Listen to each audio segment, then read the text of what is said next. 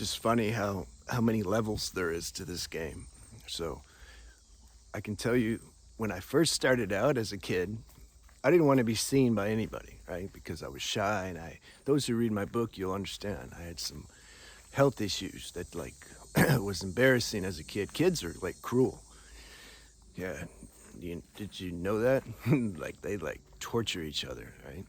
Very cold.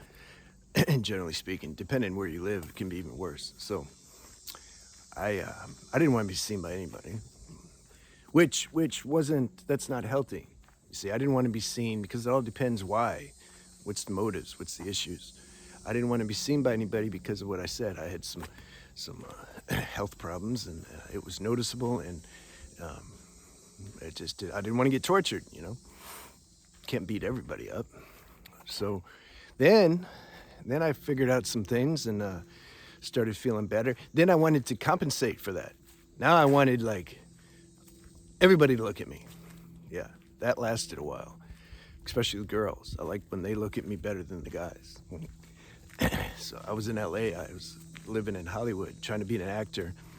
Remember, and it's close to West Hollywood. And man, I understood why some girls don't want to look at. They don't want another guy to like. It feels like they don't want another guy to ever look at them. I felt what that feels like because the gay guys would look at me like very grotesquely, and I felt the difference in energy and vibration when a guy looks at you. Like when a guy looks at you, he's like looking at you. When a girl looks at you, it's more cool. It's more like I don't want to get caught. So that was fun. But so I understood. I was like, damn, I understand now why the girls like don't want the guys to look at them. So I went through that stage of wanting to get a lot of attention, and then I got to where I wanted to be like, I can say, a fly on the wall. But you get to where you don't mind. I get attention, I don't get attention. It's more like that. But I just find myself saying I'd rather be unseen and unnoticed. I guess because it's less energy current coming at you. But if it comes, it's like, okay, I can handle it. The transmutative software handles it, fixed, whatever. So those were the stages. Don't want anybody to look at you because of insecurity. Want everybody to look at you now just to let you know you're something. And then you just don't mind after that. So I knew I had some kind of something. Some special. Everybody has something special, just most aren't aware of it. I was aware of it, but it was very abstract. I couldn't pinpoint what the specialness was, but I just somehow knew I was like, there's something special here.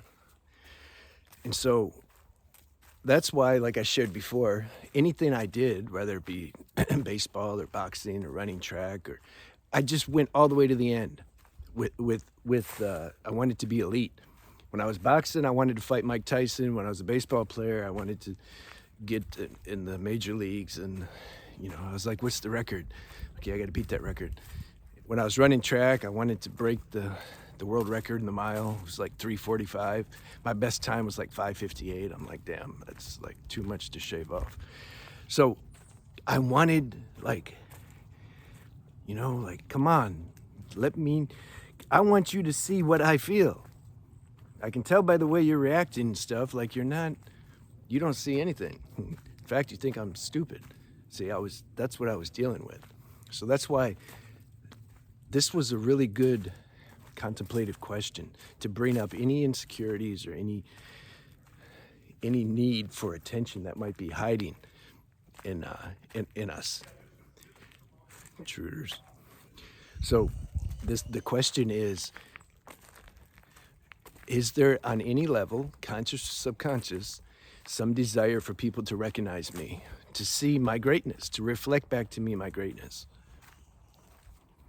Now, some people, including my previous self, I'd say, nobody needs to tell me I'm great. Like, I already know I'm great. But there was resentment in there. I still wanted people to get me and to understand me. And the reason was I wasn't cooked enough yet. that slogan I like to say, God and I are a majority, that wasn't grown enough yet in me. So therefore, I needed external validation. Once you get right inside yourself with the source, you just don't need it anymore. It's not, you don't even think about it. You understand, like, a lot of people perceive you based, their perception of you is contingent upon their own level of consciousness. So you can't like take it personal. You just see that. You see that. They can only see what they can see, but we can only see what we can see too. So when you do that contemplative exercise to see, like, is there something in me that wants to be known for my greatness? Or are you good? Are you good if you're aware of your own unique specialness, because we all have it? It's also stupid to say, no, we're all the same. And no, God's made everybody like the way he's made them, and we all got some unique thing. Let's say you're in touch with your unique assets or gifts. Are you okay if that never gets recognized by the world? If that never gets seen? That can be a test, see, in itself. That could be a really good ego-busting test. God, let's say God gave you some really heavyweight gifts, right? But they're like kind of invisible. It's not like an obvious, like, oh, if I can levitate, and then everybody can see it and they'll be like, wow, right? Let's say your gift is more invisible and nobody can see it. Damn, the mosquitoes are out today. I put spray on, but I don't put it on my face. So the mosquitoes, they figure it out. They're like, okay, I can't bite the rest of his body, so I'm going to go for his face. The face is usually, like mosquitoes, I don't know, it doesn't have the chemistry the mosquitoes like. But if that's all they can get, then they go for it. I experienced that in the Amazon jungle. They got special forces mosquitoes. They'll bite through your jacket and clothes, everything. Yeah, that's a bad situation to be in. And then to be on ayahuasca at the same time. All right. So that could be a heavyweight lesson to, you're aware of your greatness, that God, it's not yours. You didn't like do anything. God put it in you because, you know, this is what he does. And, but nobody sees it. In fact, they don't only miss it, they misinterpret you. They think you're stupid, like I said before. Are you good with that? Can you just not hang out with them then, not be around them? Like, okay, not because you're like, oh, they call you stupid. No, I'm not stupid, you're stupid. No, you're just not around them because like you see there's no affinity. There's no need to be around them. Are you good with that? Can you go your whole life and accept maybe nobody will ever recognize you, recognize this, this something, your own special uniqueness? How about if you're married? Yeah, I've heard that more than one, from more than one person who's done sessions with me. It's like, because when this is the deep karma between family and significant others, because they're like your partner. You want them to like see you. It's like, Jesus, the whole world don't see me. Are you like, you don't see me either? I have to tell a story about my ex-girlfriend.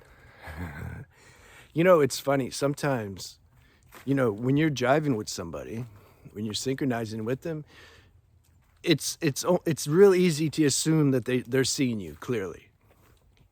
It's easy to assume that because like it seems like it, right? And then they'll say something that's like, whoa, what? And then you start to wonder, like, how does this person see me? It sounds like she or he has no idea like who they're even with. Because if you said that statement, that's scary. Okay, so here's what it was. She had a ex-husband, right? And he didn't want me to like, we were cool at first. He was a medicine brother too. But then all of a sudden, he found out like me and her were like doing more than just being friends, and dude changed. And he started wanting to he didn't like it, right? And he's just talking shit, basically, act like, he's gonna do something. If I see him, man, I'm gonna do something. And so then I'm talking, my girlfriend's telling me. I'm like, oh yeah? I'm like, all right. And then I start asking questions to her. This is the point. I'm like, because I want to know who I'm dealing with. Like, I'm not stupid. Like, what is he? Is he gonna try to roll up on me in town or in the woods, like with some people? Does he pack heat? Like, what kind of character is he? Right?